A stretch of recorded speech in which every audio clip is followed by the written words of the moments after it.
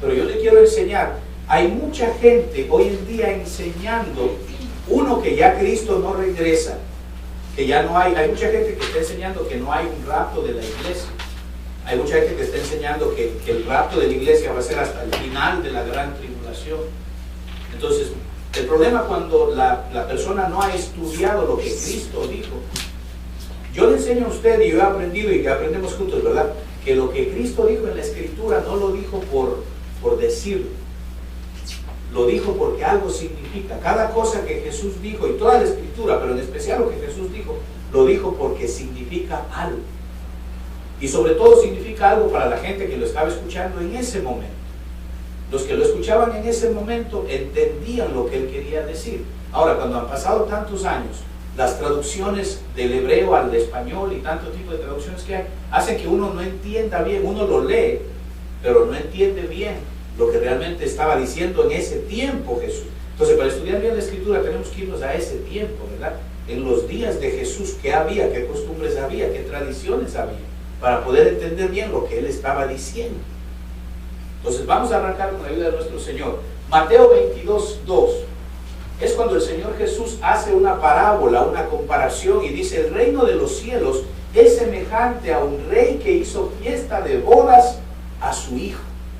Entonces el Señor Jesús le está hablando a sus discípulos y a aquellos que venían con Jesús, que lo acompañaban siempre. Habla de que había un grupo de mujeres que siempre andaba con él, y mucha gente que, aunque no eran discípulos señalados, eran discípulos de Jesús, porque donde él iba, ahí iba, ¿verdad? Entonces había un grupo, y a ese grupo Jesús les dice: el reino de los cielos es semejante a una boda.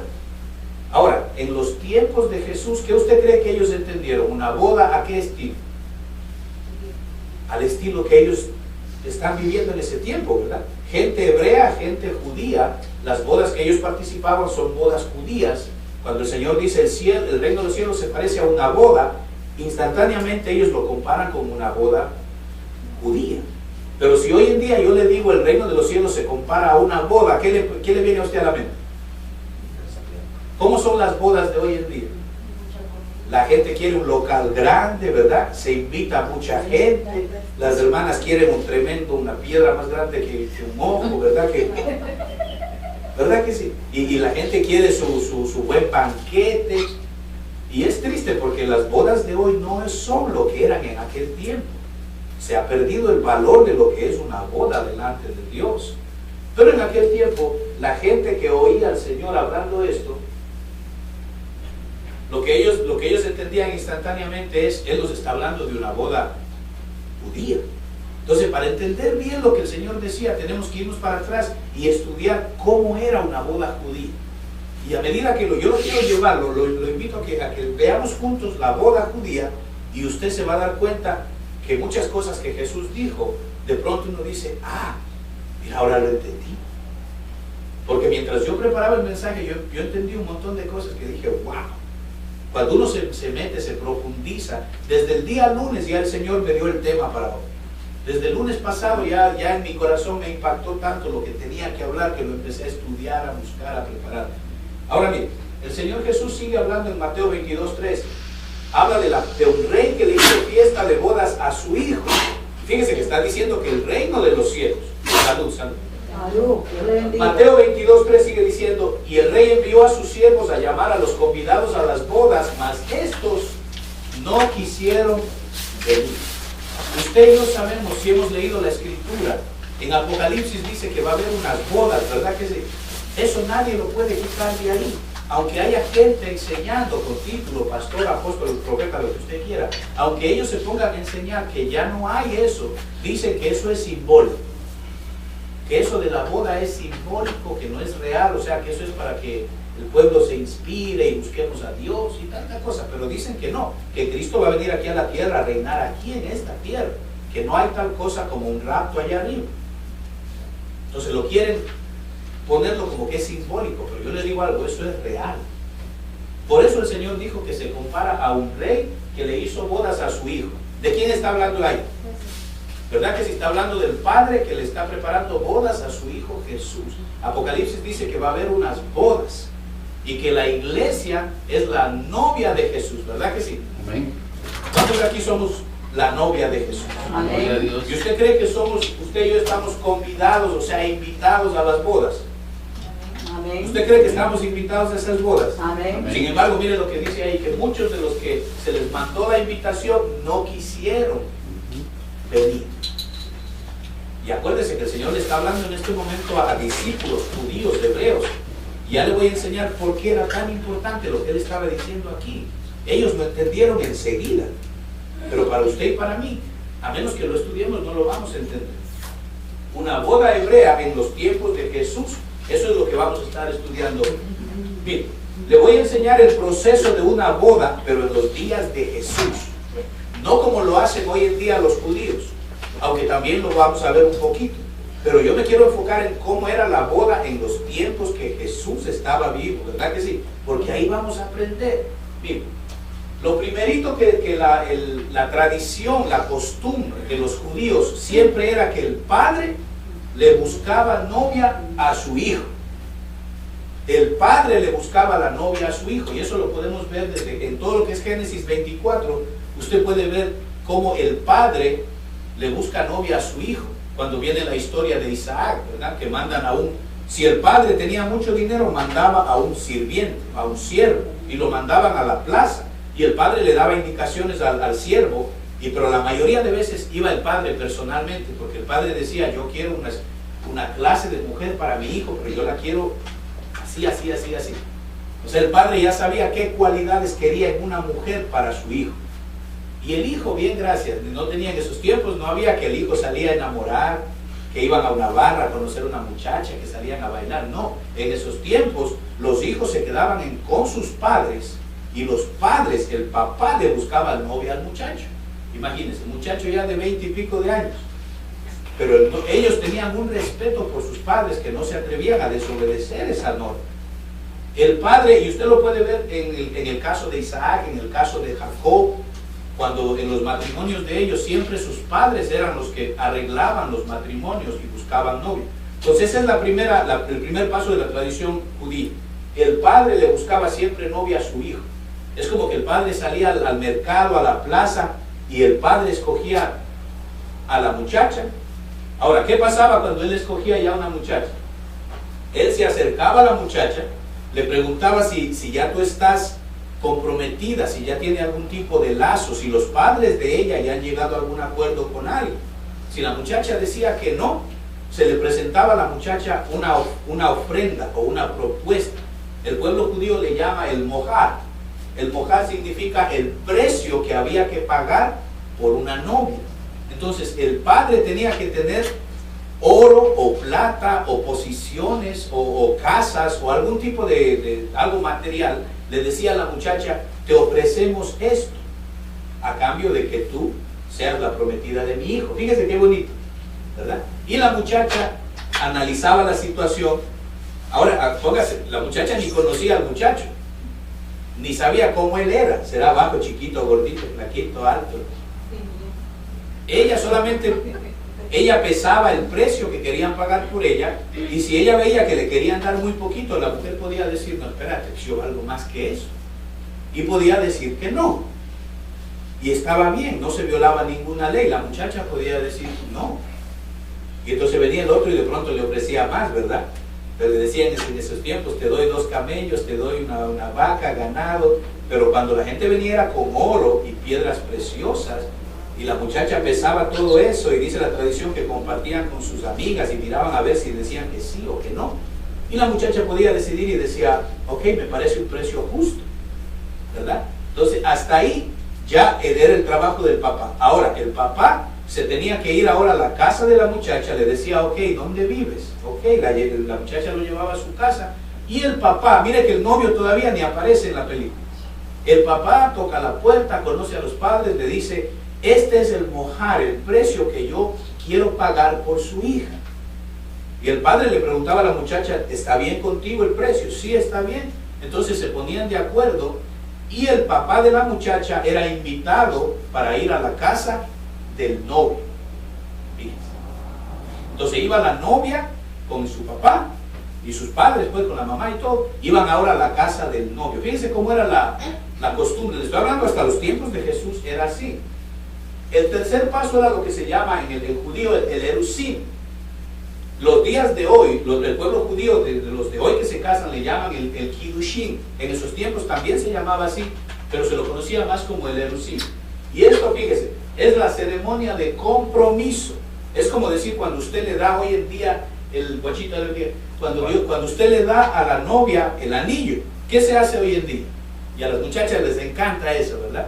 Que de momento la sorprende y el hombre se arrodilla. ¿Usted ha visto las películas? Pues si usted lo ha hecho en vivo. El hombre se arrodilla y le abre y le pone su anillito a la muchacha, ¿verdad que sí? Sobre todo a las damas les encanta eso, ¿verdad que sí? Eso es el compromiso. Hay hombres que lo hacen en privado, hay hombres que lo hacen en público. Yo me acuerdo cuando le di el anillo de compromiso a mi esposa, yo me vestía hasta de mariachi, imagínense. Y según ella era mi fiesta de cumpleaños y según ella me estaban haciendo una sorpresa a mí. Pero todo era ya trabajado con la suegra y mis cuñadas y todo el mundo, ¿verdad? Cuando yo entré con el sombrero de charro, pues no me podía ella ni ver la cara y yo empecé cantando y cuando ella me alza la cara casi se desmaya esa muchacha. Y si usted ve el video, cuando yo le entrego el anillo, y mis cuñadas son testigos, no guache, cuando yo le entrego el anillo ella lloraba, mire, lloraba, pero miraba si era de verdad. ¿Verdad? El video sale, ¿verdad? Entonces, eso es la ceremonia de compromiso. Hoy en día la familia se reúne, se hace el anuncio, ¿verdad? Que si la gente anuncia y dice se van a casar, qué bueno, gloria a Dios, y se pone la fecha para la boda. En aquellos días la ceremonia de compromiso era mucho más solemne, mucho más seria. En la fiesta no era fiesta de compromiso, era una ceremonia de compromiso, era algo casi religioso. Los únicos que estaban invitados era el papá del novio, el papá de la novia y los novios. Y se sentaban en una mesa, no había más invitados, no se invitaba a nadie más, era algo tan serio. En esa reunión se trazaba lo que se llama el ketubá o el ketubo. Hasta hoy en día lo hacen los judíos que todavía son hasídicos, los que son tradicionales todavía lo hacen. ¿Qué era esto del ketubá? Era un contrato matrimonial. Fíjese, a las damas les va a encantar esto. Era un contrato matrimonial en donde el hombre se comprometía. Fíjese, yo sé que suena feo, pero así está. El hombre decía, yo me comprometo a proveer para ti, me comprometo a tratarte bien. Y la muchacha le iba diciendo, póngame otra cosa también, póngame que usted va a sacar la basura. Ok, me comprometo a sacar la basura. Ponga ahí que usted va a llegar temprano, me comprometo a llegar temprano. O sea, en ese momento están de testigos el papá de la novia, la mamá del novio, perdón, el papá de la novia, el papá del novio, están de testigos. El novio y la novia están trazando el contrato de matrimonio y se le da prioridad a la novia de que ella pida. Se pone en escrito, se firma, lo firman los testigos y el contrato el que tú vas se le entrega a la muchacha. Ella se queda como dueña de ese contrato y hasta el día de hoy lo hace. Entonces, ¿qué pasa? Que ella se queda con el contrato firmado y nosotros sin saber lo hicimos con mi mujer, que firmamos cosas y papeles cuando teníamos problemas matrimoniales, pero ella dice que casi siempre eran hechos de un papel hermoso, bien bonito, y lo ponían en su casa para que todo el mundo lo viera, pero era la mujer la que tenía la posesión de eso. Ahora, a partir del erusim podía pasar hasta 1 año, 2 años, a veces hasta 3 años, para que viniera ya lo que se llama la consumación o el nusim, que es ya la ceremonia matrimonial, o sea, es ya realmente. ¿Ve? Entonces, al niusim en aquellos tiempos de Jesús le decían el entrar a la jupa. Y a usted me va a entender qué significa todo esto. Entonces, mira el proceso. Había una ceremonia de compromiso, se trazaba el contrato y una vez que se firmaba el contrato, ellos ya quedaban legalmente casados. Ya quedaban legalmente casados aquí en el compromiso. Ahora, se consumaba, o sea, el acto íntimo, la intimidad y que ya vivan juntos, podía pasar 1 año, 2 años, hasta 3 años, dependiendo de las finanzas del novio. Y ya le voy a enseñar por qué.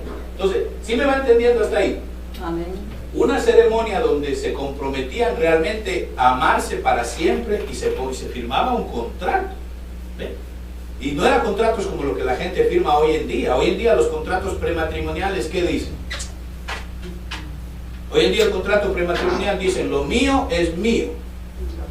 Lo tuyo es tuyo. Si nos divorciamos, cada quien coge lo suyo y no peleamos en la corte. Ok, firme aquí. Eso no se hacía ahí. Este era un tipo de contrato donde el hombre se comprometía a servir a su esposa. No sé cuántos hermanos dicen amén a eso, los varones que tenemos esposa. Amén. Pero bíblicamente ese es el rol del esposo. Usted no ha leído en la escritura que dice que si el hombre está enojado con su esposa, las oraciones del hombre no llegan. Pero a las hermanas no les dicen nada. O sea, la hermana puede estar enojada con el marido y el Señor, como quiera, las oraciones llegan y el Señor responde. Pero la Biblia lo dice, ¿verdad? Suena feo, como yo digo, quisiera quitarlo, pero cuando uno está enojado con la esposa, la Biblia dice que tus oraciones no llegan hasta que no haya reconciliación. Entonces, todo eso viene de aquí. Y Jesús sabía las tradiciones. Jesús sabía cómo se movía la boda judía. Entonces, Él sabe lo que está diciendo. Entonces, bien, vamos a seguir. La primera parte era el erucim. El padre trazaba el ketubá, el contrato, invitaba al novio a la casa a cenar y se presentaba el ketubá, que es el contrato, y el mojar, que es el precio por la novia. Ahora, cuando uno viene a ponerle esto a usted en el Nuevo Testamento, si usted lo va siguiendo, mire, en la última cena, en Mateo 26, eso fue lo que el Señor Jesús estaba haciendo. El Señor Jesús estaba haciendo un contrato con sus discípulos. Los discípulos representan la iglesia, usted y a mí. Y el Señor Jesús les habló de la sangre. Ese es el precio que se pagó por la novia. Fíjese, váyame siguiendo porque es bien importante que entendamos esto. Se pagó un mojar por la novia, que es la Biblia dice, ¿verdad? En 1 Corintios 11:25, que usted y yo fuimos comprados a precio de sangre. Es decir, que ese es el mojar que pagó Dios por su novia, la sangre de Cristo Jesús. Después había una copa de vino. De esa copa de vino, una vez que firmaban el ketubá, que es el contrato, de esa copa de vino bebía el novio, bebía la novia, y bebía papá y papá. ¿Sí me entiendes? O sea, los cuatro que estaban en ese contrato bebían de esa copa. Y si estaba la mamá de la novia y la mamá del novio, también ellos participaban, pero de la misma copa bebían todos. ¿Qué significaba eso? De esa copa significaba que ahora tú y yo somos uno, que ya no vas tú a beber por tu lado y yo por mi lado. A partir de hoy, desde que firmaban el ketubá, bebían de la misma copa. Y la familia, los padres, bebían de la misma copa. ¿Qué les estaban diciendo? Nosotros vamos a estar envueltos en el matrimonio de ustedes. Ahora somos una sola familia, los suegros con los suegros. Se convertía desde ese momento en una familia. Por eso la Biblia dice que cuando José y María fueron desposados, lo que ellos hicieron fue esto, el ketubá, firmaron un contrato, estaban legalmente casados. Por eso es que para separarse José de María tenía que firmar un divorcio, y todavía no eran legalmente casados, digamos, en la segunda parte de la tradición judía. Pero cuando hacían el erucim, ya se consideraban legalmente casados. La mujer se quedaba a vivir con sus padres y el hombre tenía que preparar la recepción. Por eso se cogía 1 año, a veces 2 años. Ahí ya no era el papá, ahora ya era el novio que tenía que ver cómo le hacía. Porque las fiestas, y ya les voy a enseñar las fiestas de la segunda parte, terminemos la primera parte. Bebían la misma copa, y a partir de ese momento, fíjese, ya bebían la misma copa, no le ponían fecha a la boda, no le ponían fecha a la boda, simplemente se despedían y el novio salía. A partir de ese momento la novia, fíjese, porque usted y yo somos la novia de Jesús, ya el Señor en la Santa Cena habló del precio que pagó, presentó el mojar. Y en la Santa Cena, ¿verdad que todos bebieron, dice, de la misma copa? Había 4 copas en la Santa Cena, pero había una copa que el Señor dijo, de esta copa, esta es mi sangre que presento por vosotros. Y el Señor dice, la Escritura dice que en Mateo 26:27, que todos bebieron de esa misma copa. ¿Qué quiere decir? Que usted y yo hemos bebido de esa copa. Cada vez que tomamos la Santa Cena, estamos bebiendo de esa copa, de ese mojar, ese precio que Él pagó por nosotros. Y se ha firmado un ketubá. El ketubá es el contrato, ¿verdad que sí? ¿Qué contrato tenemos usted y yo? aquí está.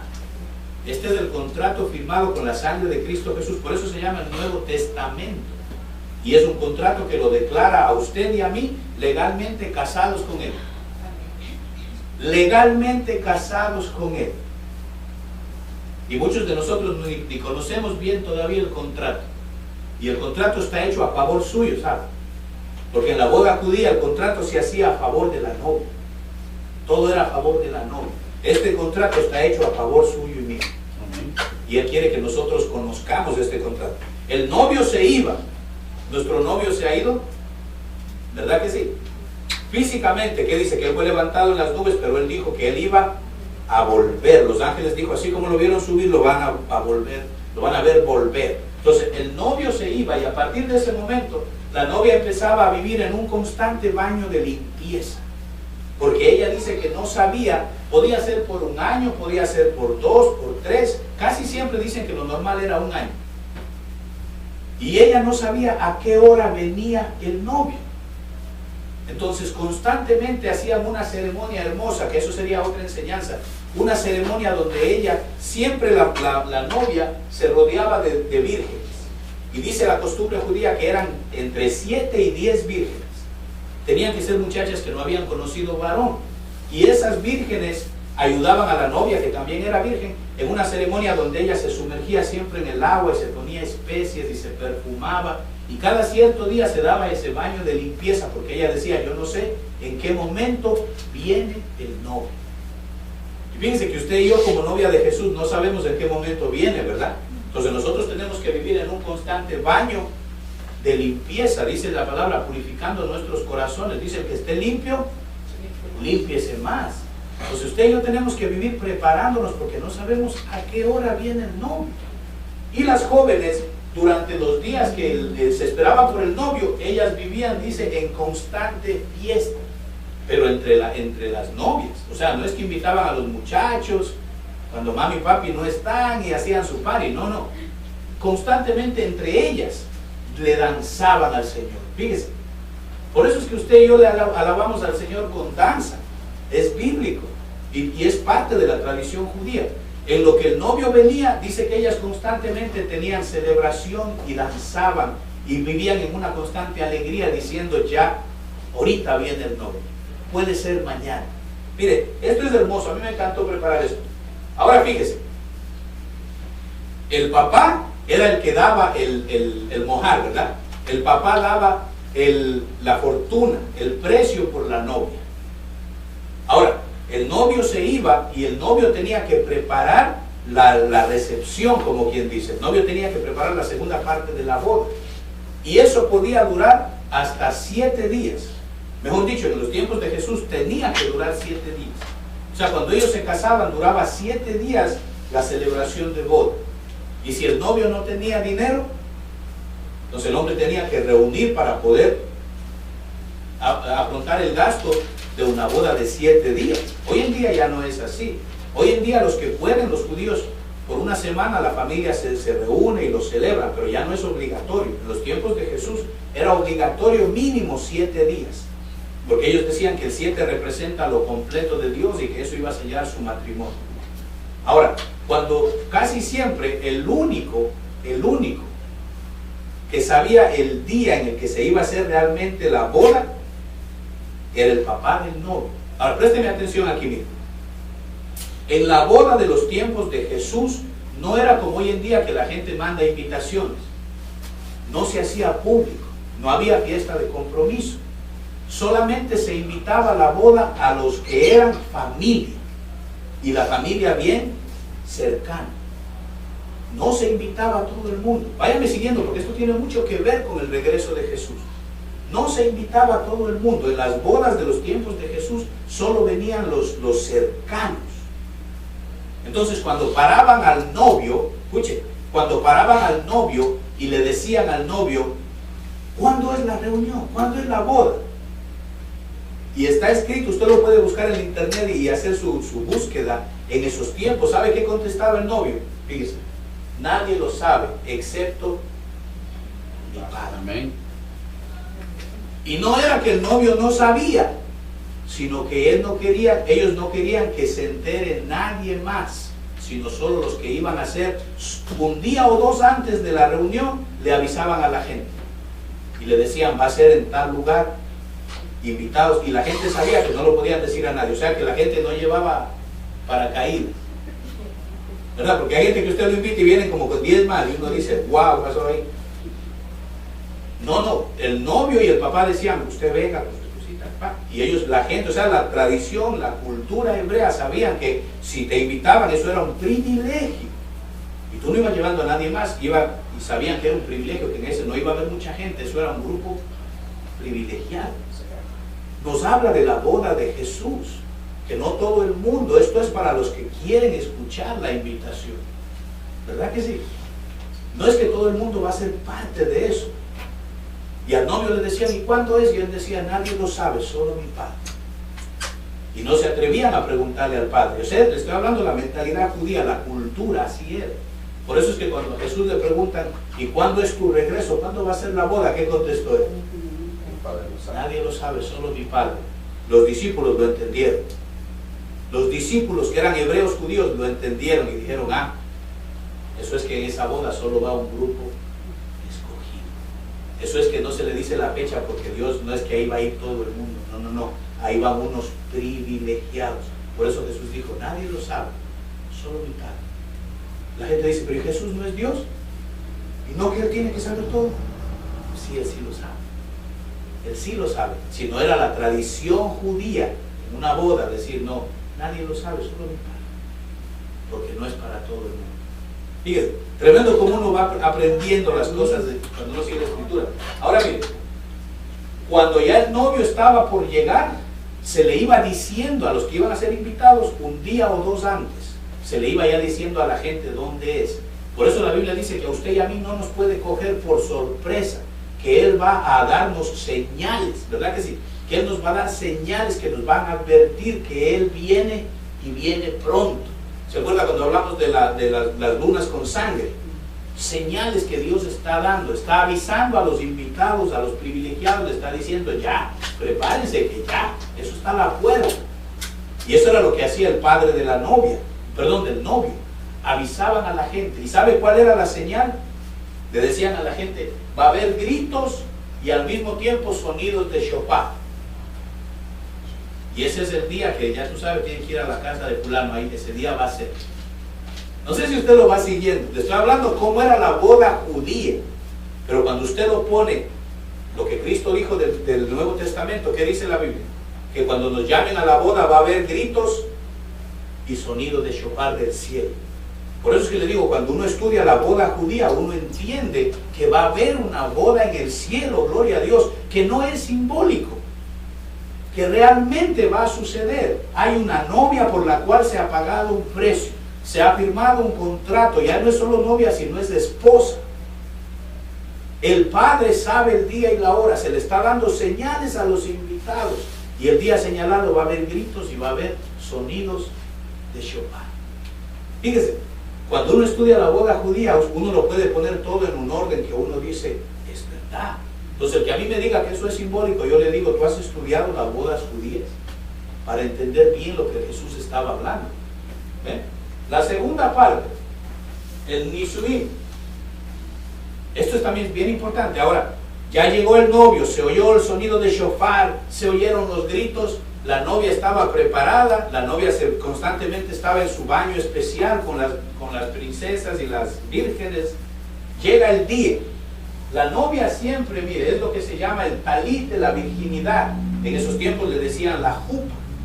Usted ha visto cómo los hombres judíos siempre usan el talit. El talit, que es esto que tenemos acá, ¿eh? Se cubren con eso, ¿verdad que sí? La mujer judía también en los tiempos de Jesús usaba su talit, pero era un talit femenino, un talit de mujer. Pero ¿cuándo lo empezaban a usar? Cuando ya se había firmado un contrato matrimonial. La mujer empezaba a usar su talit todo el tiempo, con eso oraba, con eso se mantenía, era algo que no lo soltaba. Cuando ya llegaba el tiempo de la boda, en ese talit, que era una cosa larga como esto, déjenme ver si lo podemos. Miren, este es un talit regular como para un hombre. Y mire el tamaño que tiene. Es bien grande, ¿verdad? Entonces, hoy en día los judíos siguen orando debajo del talit, pero la Biblia dice que en el Nuevo Testamento que el hombre que ora ya no se cubra, dice la Biblia. ¿Verdad que no? Pero ¿qué dice la Biblia en cuanto a la mujer? Cuando uno lee 1 Corintios 11:5, ahí habla del velo. Dice que la mujer cuando ora o profetiza se ponga un velo. Y eso sería ya otro tema, ¿verdad? Pero nosotros con la iglesia lo hemos aprendido un poquito del por qué. Dice a causa de los ángeles. Dice que la mujer use un velo a causa de los ángeles. Es la única cosa que en la Biblia, para mí, la única cosa donde se le ordena a la mujer hacer algo, que no es legalismo, sino que viene bíblicamente ordenado. Ahora bien, la mujer usaba el jupa o el talit de la virginidad. Cuando ya venía el momento de casarse, debajo de ese talit se casaban ellos. Fíjense. Entonces abrían el... Y debajo de la jupa o del talit de la virginidad, ahí se metían el novio y la novia, y ahí recibían la bendición del rabino, y se consumaba el matrimonio. Ahora ella cogía su talit, y se iban, en esos tiempos, ellos se iban a un cuarto especial preparado para la primera noche. Ella iba con su talit, y el novio con ella, y el papá de él y el papá de ella iban también atrás de ellos. Y ellos entraban a su primera noche y los papás quedaban afuera esperando. Así era. Así era. Entonces, el talit de la virginidad, ella entonces lo ponía como sábana. Fíjese, ella vivió como un año orando a Dios, leyendo la escritura, alabando a Dios debajo del talit. Se casan debajo del talit. Entonces ahora ella lo pone como una sábana y tiene su primera relación encima del talit. Si el talit salía con sangre, pues decían que ella era virgen, ¿verdad? Y era la señal de que realmente había esperado a su esposo. Y todo el mundo quedaba contento. El novio salía y enseñaba el talit con sangre y todo el mundo y contenta la gente. Pero Dios libre si el novio salía y no había sangre. Si el talit no se manchaba, quería decir que ella había sido infiel, no era virgen, y se cancelaba enseguida el matrimonio. Había que devolver todo el billetito que se gastó, ¿verdad? Ahora le tocaba al papá de la muchacha devolver todo. O sea, era algo serio, era algo serio. Y encima por eso es tan importante el velo en la Biblia, tiene una importancia grandísima. Pero hoy en día, usted y yo somos vírgenes, que cuando alguien reclame en la boda y esta es virgen, el Señor va a decir, dice la Biblia, que Él anda, si usted se lee en Apocalipsis, dice que Él anda cubierto con un traje empapado con sangre. Y el que pregunte, usted y yo vivimos dentro de Jesús, usted y yo estamos cubiertos con ese traje empapado con sangre. Si cuestiona a alguien la boda allá arriba, el Señor va a decir, claro que es virgen, mire la sangre con la que están cubiertos en ese vestido que carga. ¿Por qué? Porque usted y yo somos hechos virgen. No porque usted y yo actuamos bonito, porque usted y yo fallamos, ¿verdad que sí? Y no sé usted, pero a veces le somos infieles a nuestro esposo. A veces le somos infieles a nuestro esposo. Dice que Él es celoso, ¿verdad que sí? Que dice que no améis las cosas del mundo. Pero yo no sé a usted, pero a veces a uno se le va las patas y uno está haciendo cosas que de pronto dice, hey, espérate, vamos a arreglar esto porque no está bien. Sin embargo, Él nos mantiene vírgenes por la sangre preciosa que Él derramó. Él pagó el precio, y no solo pagó el precio, sino que ahora nos mantiene empapados de esa sangre, para que el enemigo no pueda venir a reclamar y decir, mira la que dice que es tu esposa, la que dice que es tu esposa, y mira cómo te dice. El Señor dice, yo no veo nada, yo la veo empapada de sangre, es virgen. Y gloria a Dios. Yo no sé si eso a usted le causa alegría, pero cada que el enemigo lo acusa, si usted está andando con su corazón recto delante de Dios, perfectos no somos. Pero pues, si usted está amando de verdad a Dios, el Señor le dice al enemigo, no, con mi esposa no te metas. Con mi esposa no te metas. Y el Señor viene a defender a su esposa. Él viene a defender a su esposa. No sé, pero esto a mí me parece hermoso este estudio, ¿verdad? Eran 7 días de fiesta. Tenía que durar 7 días la fiesta. Entonces el 7, usted sabe, representa la plenitud de Dios, lo completo de Dios. Esto lo podemos ver desde 1 de Daniel 9:27. Ahí habla que cuando el anticristo venga, va a ser un pacto por 7 años, ¿verdad que sí? Pero mientras esos 7 años están aquí abajo, allá arriba va a haber una boda. Y esa boda, la celebración de esa boda va a durar 7 años. Entonces lo mismo que se hacía en la boda judía, se celebraba por 7 días, se va a hacer en la boda celestial, en las bodas del Cordero, se va a celebrar por 7 años. Por eso es que el Señor no regresa hasta que se acaban los 7 años de celebración. La novia de Jesús, vamos a estar allá celebrando 7 años. Fíjese. Ahora, como yo les decía, se invitaban solo a los invitados. Usted ha escuchado la parte donde dice que el Señor Jesús hizo su primer milagro en una boda, ¿verdad que sí? Ahora, con lo que yo le he enseñado, en esa boda, ¿quién estaba? Cuando usted lee Juan capítulo 2, dice, al tercer día se celebró una boda en Canaán, y ahí estaba la madre de Jesús. Y si usted sigue leyendo, dice, estaba Jesús y sus discípulos. Pero según lo que yo le he enseñado, en las bodas no iba todo el mundo.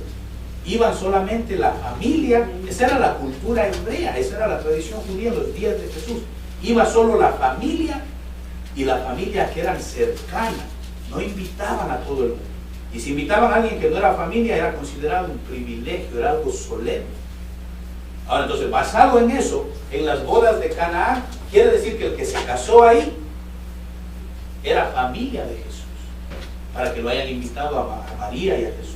Se dice, los teólogos que profundizan en esto, dicen que posiblemente fue un hermano de Jesús, porque la Biblia nos enseña que María tuvo más hijos, que seguramente fue un hermano de Jesús, el novio del que se habla aquí en las bodas de Canaán. Por eso es que cuando usted ve, usted conoce la historia que se les acaba el vino y María le dice a los que estaban encargados del vino que hagan todo lo que el Señor Jesús les dice. En el versículo 10 dice, y le dijo, todo hombre sirve primero el buen vino, y cuando ya han bebido mucho, entonces el inferior, mas tú has reservado el vino hasta ahora. Así para tocarlo rapidito, este episodio de las bodas de Canaán han traído dos enseñanzas que destruyen a la iglesia hasta el día de hoy. Dos enseñanzas que destruyen a la iglesia hasta el día de hoy.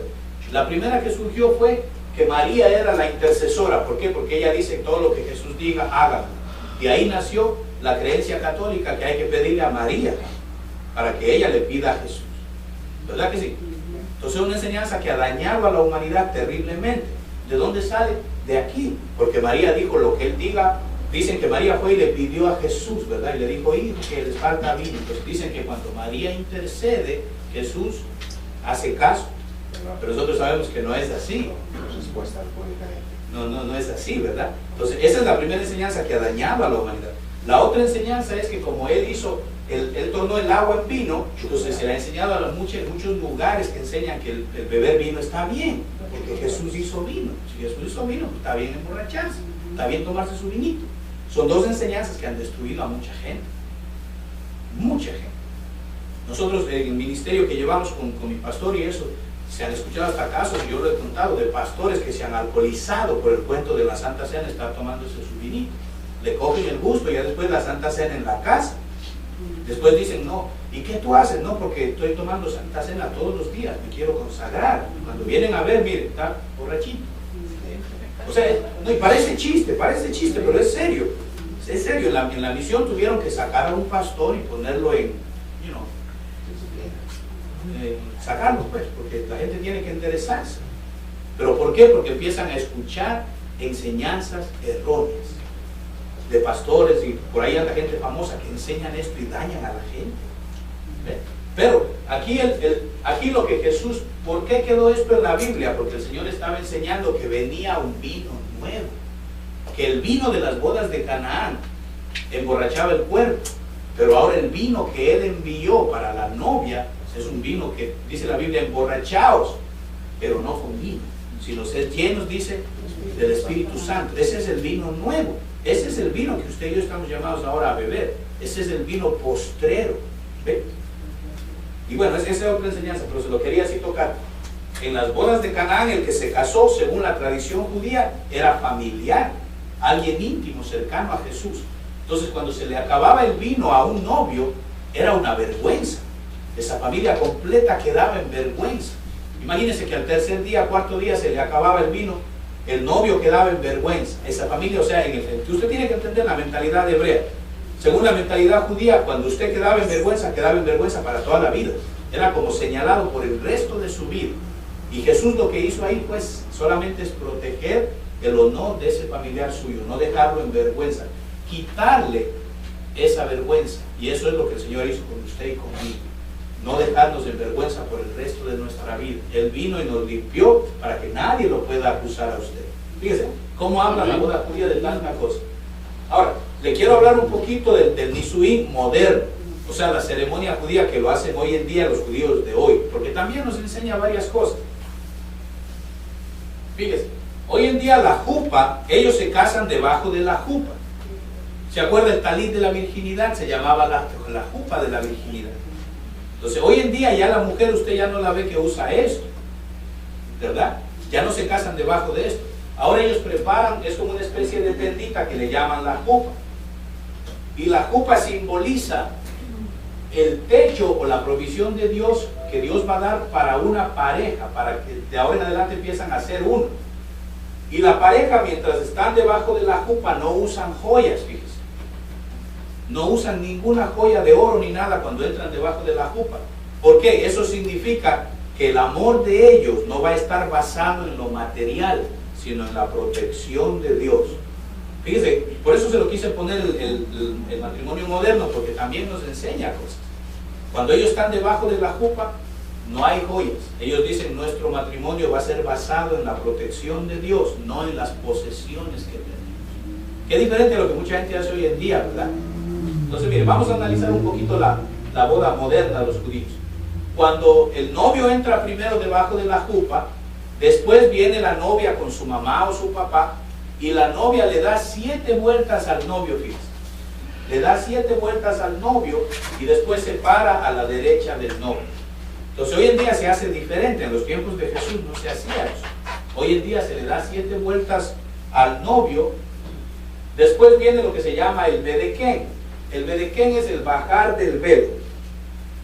El bajar del velo. El novio viene y le baja el velo a su esposa, la que ahora es su esposa, y el hombre hace un compromiso con su esposa. El hombre hace un compromiso donde dicen que cuando él le baja el velo, él se compromete con su mujer a nunca, nunca, nunca dejar que nadie le vea descubierto. Eso es lo que la Biblia nos muestra, que usted es la cobertura el uno del otro. Hay que cubrirnos, o sea, no hay que confesarnos y contarle a todo el mundo los defectos del esposo, ¿verdad? Tenemos que cubrirnos. Pero en la boda judía, el hombre es el que le promete a su mujer, nunca te voy a dejar descubierta. Fíjese la promesa que hacen ellos. Dice que en el momento que me necesites, ahí estaré yo. ¿Y por qué le quiero enseñar eso? Porque la Biblia, ¿qué dice de Jesucristo y su novia?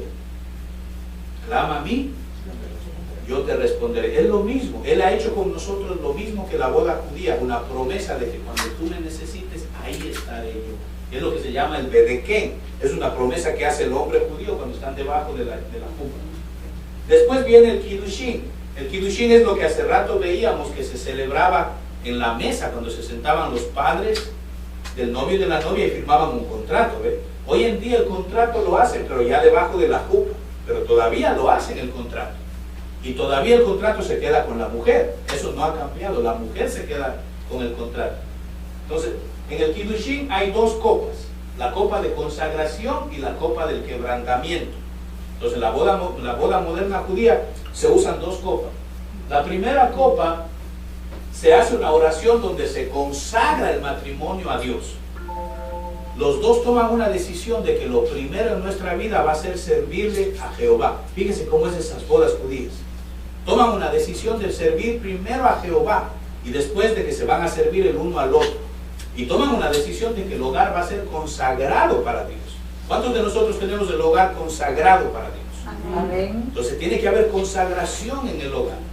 Y después, miren, beben de la misma copa como lo hacían antes, y la familia, los cercanos, también beben de la misma copa. O sea que toman un sorbito de la copa, el novio, la novia, y de ahí la van pasando al suegro, a la suegra, y la familia cercana también beben de la misma copa. Eso no ha cambiado. Entonces, ¿qué quiere decir? Beberemos de la misma copa, comeremos del mismo plato, somos una familia. Entonces ya no es la familia del novio y la familia de la novia. Todos beben de la misma copa y dicen, ahora somos una sola familia, beberemos siempre de la misma copa. Eso significa mucho, ¿sabe? ¿Usted sabe cuántas familias hay donde los de acá son de acá y los de allá son de allá? Y no se quieren, no se llevan. Los del novio con los del esposo con las de la esposa, hay familias que no se pueden ni ver. Y es triste. Entonces la boda judía nos enseña muchas cosas que están en el plan de Dios. Y después la copa, perdón, aquí me equivoqué, acá es consagración, esta es la copa del quebrantamiento.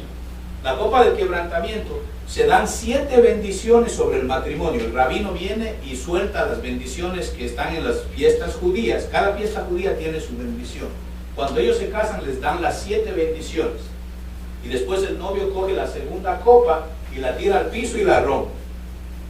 Entonces, que eso tiene varios significados. El primero es que al romper esa copa, está diciéndole a la novia, tu pasado no me interesa. Hoy en día ha cambiado mucho. Todavía se exige la virginidad en el pueblo judío, pero ya se ha modernizado, ¿verdad? Entonces ha cambiado mucho. Entonces el romper la copa no se hacía en los tiempos de Jesús. Eso se hace ahora. Y significa que empezamos nuestro matrimonio de cero. Rompemos con lo pasado, vamos a empezar algo nuevo. Entonces, vienen primero las bendiciones y después se rompe la segunda copa y la gente grita Mazal Tov, que significa felicidades. Y ahí quedan ya legalmente casados. En la primera copa se hace la oración, ahí se pone el novio le pone el anillo a la novia, nada más. O sea, la novia no le pone el anillo al novio, eso lo hacen después. Debajo de la jupa de la casita esa, solo la novia recibe una joya. Todo eso habla mucho de lo que Jesús ha hecho por nosotros. Él nos da a nosotros el anillo de matrimonio. Amén. Él es el que le pone a usted un sello, dice, tú eres mía. Y Él ha hecho con usted un contrato, un juramento.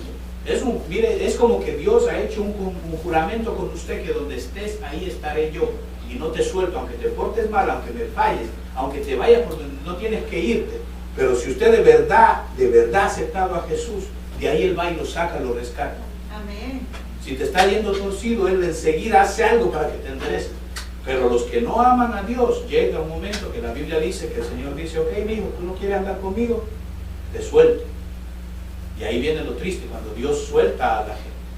Ahora bien, la comida igual dura una semana, lo que llaman la seudá, pero ya no es obligado. Ya no es obligado que dure 7 días, a veces son 2, a veces son 3. Entonces las costumbres han cambiado en algunos, que de los tiempos de Jesús a los tiempos de hoy todavía se practican, ¿verdad que sí? Y aprendemos mucho. Ahora, yo le puse un video de una boda moderna y usted ahí va a ver los elementos de los que hemos estado hablando. Dura un poquito, pero mírenlo usted, y lo que hemos ido aprendiendo, usted va a ver cómo el pueblo judío lo hace. Ahí están las 2 copas, de la cual la una se va a romper, la otra es para la oración y la consagración. Y usted ahí va a poder ver todos los elementos de la boda judía, de la moderna. Dura un poquito, pero téngame paciencia, ahí lo vamos estudiando juntos.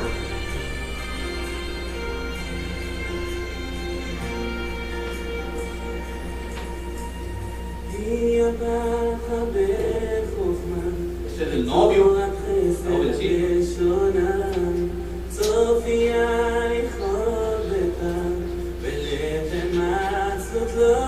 Ahí está el contrato.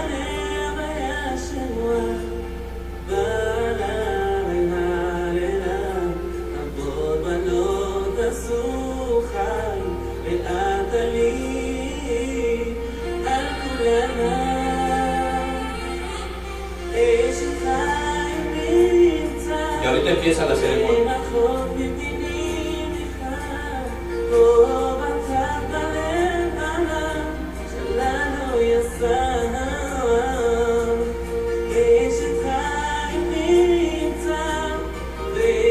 Todo esto simboliza que el novio está entrando a una nueva dimensión. Va a entrar ahora a vivir bajo un techo diferente. Ya deja el techo de mamá y papá. Va a entrar a un nuevo techo. Entonces el novio ahora espera a la novia. Ahí está la novia.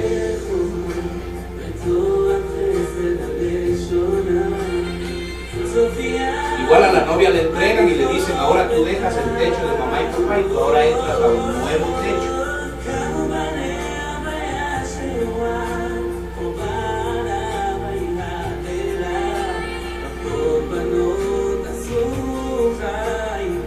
Aleluya. Eso dice Cristo, que la novia está resplandeciente, vestida de lino blanco, preparada para la boda. Aleluya. Ahora ella entra debajo de la cupa, ¿ves? La casita que ellos hacen. ¿Qué representaba eso? La protección de Dios. Ahora van a vivir bajo las cosas de Dios. Ella le da 7 vueltas al novio.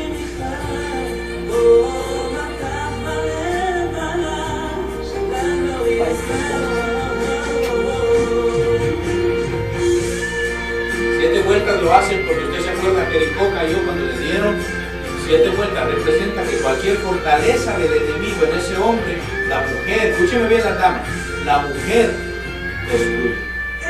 Cualquier fortaleza en ese hombre, aleluya, la mujer lo destruye. Entonces ella dice, antes de yo unirme con este, vamos a destruir cualquier fortaleza del diablo que haya en esta vida. Le dan 7 vueltas. Ahí usted vio que le quitó ya el velo. Ahí hacen ellos la promesa de protección. De la primera copa está consagrando su matrimonio.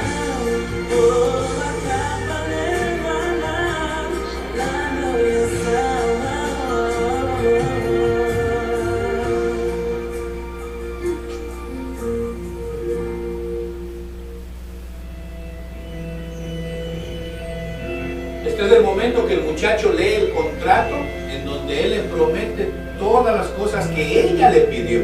Fíjese. Y ese contrato se le va a dar a ella. Entonces, este muchacho lo hace cantado.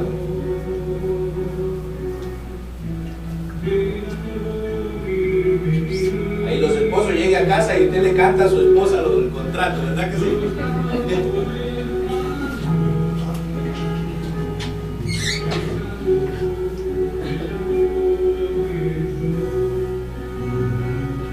Y todo esto representa a nuestro Señor Jesús como usted, la novia de Cristo Jesús. Él nos ha hecho promesas grandes en su escritura. Y el contrato se quedó con la novia. Aleluya. Amén.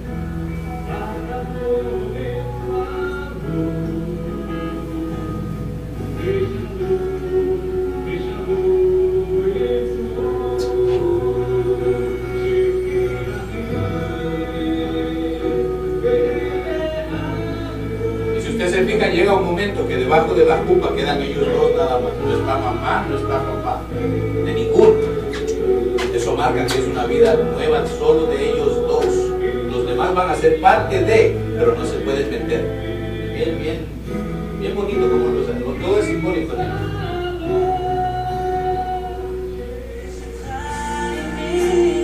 Ahora están compartiendo de la misma copa que toma el novio y la novia. También los padres, los suegros comparten la misma copa.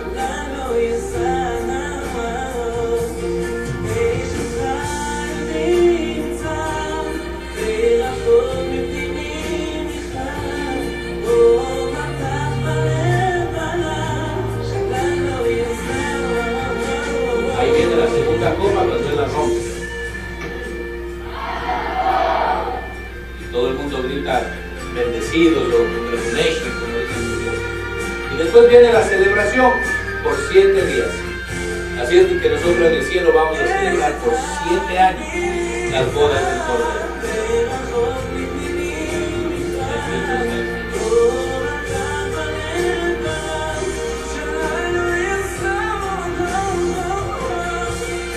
¿Cuántos de nosotros esperamos ese día? Yo no sé si usted piensa en eso, pero el novio está por llegar. El novio, cuando le preguntaron, dijo, nadie lo sabe, solo mi padre. Pero va a haber señales, se le va a avisar a los invitados con tiempo. Y dijo, y cuando llegue ese día va a haber trompetas y va a haber gritos del cielo. Todo lo que la boda judía nos muestra es lo que la Biblia nos habla de Cristo con su iglesia. Por eso, para entender el regreso del Señor hay que entender la boda judía. Y mucha gente que no se ha dado el trabajo de estudiarlo, no entienden y se dejan confundir fácilmente por el enemigo de que ya no hay una boda, que eso es simbólico. Mateo 22:2, volvemos al inicio, ya para cerrar. El reino de los cielos semejante a un rey que hizo fiesta de bodas Y envió a los siervos, a los convidados, mas estos no quisieron venir. No quisieron venir.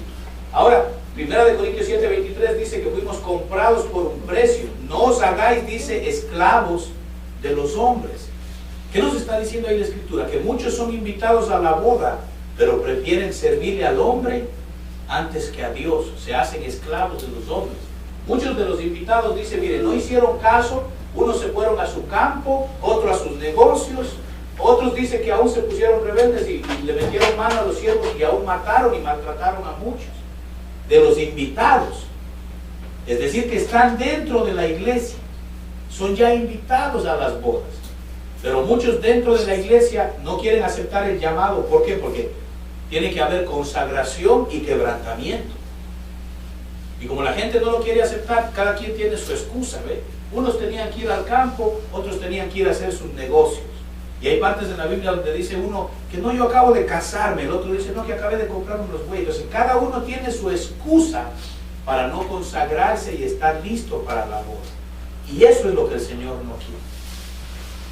Dice la Escritura misma.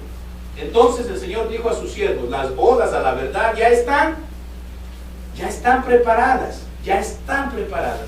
Mas los que fueron convidados, dice, no eran dignos. Mateo 22:14 dice, porque muchos son los llamados, pero pocos los escogidos. Amén. Son muchos los que usted ve en las iglesias hoy en día. Hay iglesias que tienen miles y miles de gente ahí. Muchos son los llamados. Pero cuando habla de los escogidos, está hablando de la novia que va a estar en esas bodas del Cordero. Ese es un grupo, mire, privilegiado, no es cualquiera. Pastor, ¿y cómo llego a ese grupo? El Señor le pide consagración. La novia vivía, dice, en un constante baño de limpieza. Vivían alabando y danzando, esperando el día que el novio llegue. Vivían con su talit, orando y buscando a Dios, porque ese talit iba a ser, debajo de ahí se iban a casar, y ese iba a ser su sábana en la primera noche. Entonces, Dios que está buscando una iglesia consagrada, que se aparte del mundo, que se guarde para Dios. Perfectos no somos.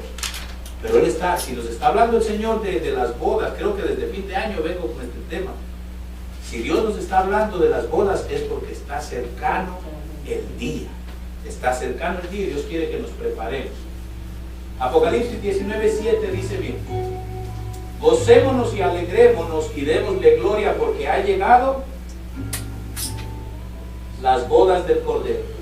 Y su esposa, fíjense que recién han llegado las bodas, o sea, todavía no se han casado, pero ya le llaman esposa. Cuando usted lee en la Escritura dice, porque su novia y esposa, o sea que usted y yo al mismo tiempo somos novia y esposa. ¿Por qué? Porque en la boda judía era novia, se firmaba el contrato, ya era esposa, aunque seguía siendo novia como por un año, ¿sí se fija? Pero ya era esposa, estaban legalmente casados. Usted y yo, desde que nuestro Señor se fue, usted y yo somos esposa, aunque somos novios. Amén. Y de usted y yo depende, amados, que vivamos dignamente de ser la novia de Jesús, que vivamos como Él demanda de nosotros. El Espíritu y la esposa dicen, ven. ¿Sí? O sea que todavía no ha venido, pero ya es una esposa la que está hablando, no es solamente una novia. Dice el Espíritu y la esposa dicen, ven Señor Jesús. Ahí está hablando, diciéndole, ven en el rapto para que nos lleves a esas bodas del Cordero. Entonces usted y yo, amados, hoy le he enseñado lo que es una boda judía, cómo se hacía en los tiempos de Jesús y cómo se hace en los tiempos de hoy. Y cómo eso nos enseña muchísimo, ¿verdad que sí? ¿Cuándo aprendimos algo hoy? Amén. Amén. De la boda judía uno va enrollando, ¿verdad? Y uno va diciendo, por eso Jesús dijo esto, por eso Jesús dijo esto. Por eso es que cuando Él daba una parábola, los discípulos sí le entendían, la gente le entendía, porque enseguida conectaban la boda hebrea. Y eso que lo estoy pasando así, yo lo invito a que usted estudie en su casita con más profundidad las bodas del Cordero.